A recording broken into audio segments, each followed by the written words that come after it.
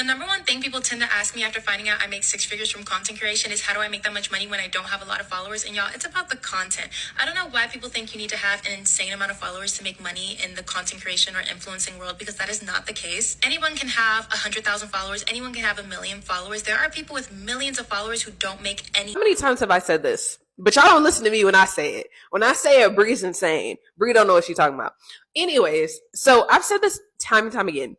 When people come to me, they're like, I need to know how I can get 10K followers by next month. I need to know how I can get 30,000 views in a day. That is not going to translate to sales or money. I will never be somebody. If you want to ever work with me, do not come to me saying, I want X amount of followers. That will do nothing for you. If you want to have audience members that will make you money, that's something different. What this girl is basically saying is what I've said a lot. Basically, the numbers aren't going to get you the deal. She's making six figures a year on brand deals with not that many followers, right? But it's the type of content, your creativity level, and how well you own your lane and niche. And I will die on this hill. I will say this every time and every chance that I get, because you guys don't believe me. You think I'm just pulling stuff out my butt. That is literally on the influencer side. 6 figures, brand deals, followers are not necessary, right? Not in the way that y'all think. Let's switch to service provider coach, aka me. I have about 30,000 followers total, YouTube, TikTok, Instagram, right? And I make really good money. And it's like, I don't need the followers. I don't need the views.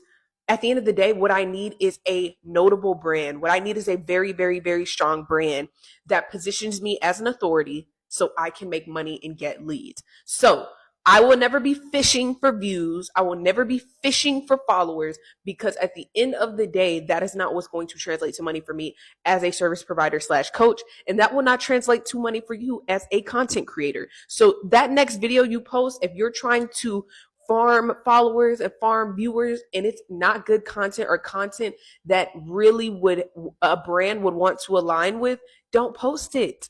Y'all heard it here first. It wasn't me this time. It was somebody else. So if you're still struggling with trying to figure out your niche, trying to figure out how to own a lane, go ahead and go to my bio and get the breakout content system. This will help you finally understand where you are and who you are within a niche / industry / whatever you want to call it.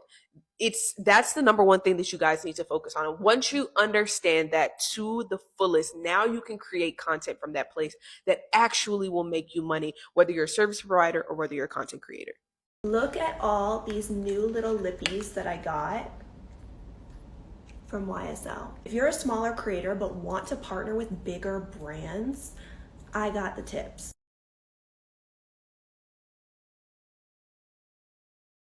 I was partnering with brands like YSL, Prada Beauty, all when I had only about 3,000 followers. So if that's the range that you're in, don't feel like you can't partner with some of these big brands, because you can, and here's how. I started taking social media seriously about 6 months ago, and let me tell you, the second you get off your ass and start making it an actual brand and wanting to make money on social media and taking it seriously, so many doors will open up for you. Stop worrying about being cringe. Stop worrying about, oh my gosh, I'm not going viral. Start worrying about who you want your followers to be and how you can help them. Because essentially that's what's going to give you engagement, which is going to give you access to more brand collabs. I love to use influencer platforms, but engagement really does matter. Most of them require you to have at least 1,000 followers. They're a really great place to start when you are, beginning your journey with influencing. If you need help with this, I have content courses in my bio where I've helped so many people go from getting no brand collabs to landing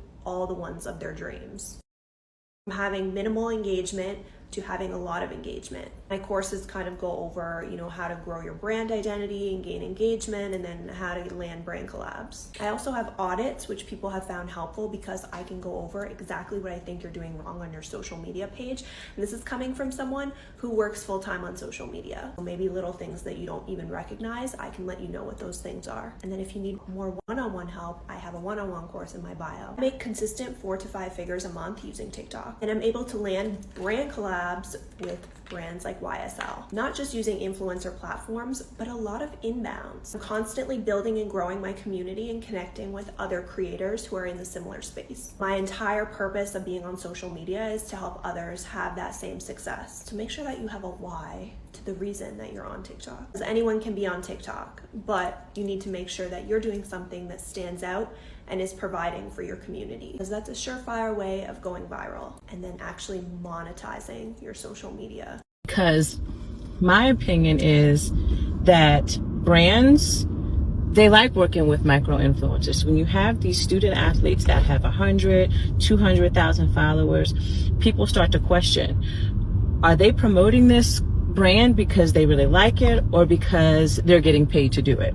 And especially if you go to that student athletes page and post after post after post after post is them just promoting brands.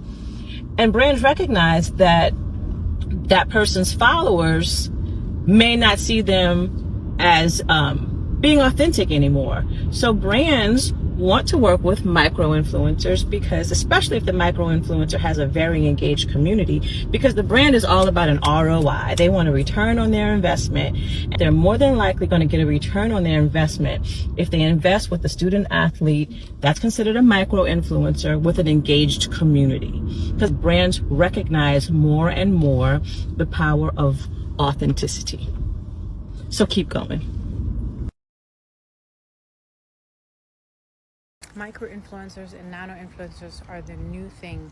Nobody cares if you have 1 million followers anymore, because if that does not convert into sales, you are nobody, okay? And that is why brands prefer micro and nano influencers, because they have a better relationship with their community and they're actually converting more sales, okay? Now think about it, okay?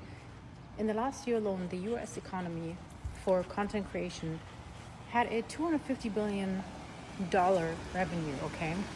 And they're saying that it will double by the next year, by the end of the next year. So like starting 2027, it will be $500 billion, okay? And I always thought, and that is a very often like a misconception that people think, oh, you have to have a big following, okay? But now the trend is going to go more leaning into smaller content creators. So if you have like 10,000 followers, you're actually more likely to get paid collaborations and work with brands because you're so much tighter with your community, okay? So if this is not a sign for you to start your content creation career, then I don't know what is.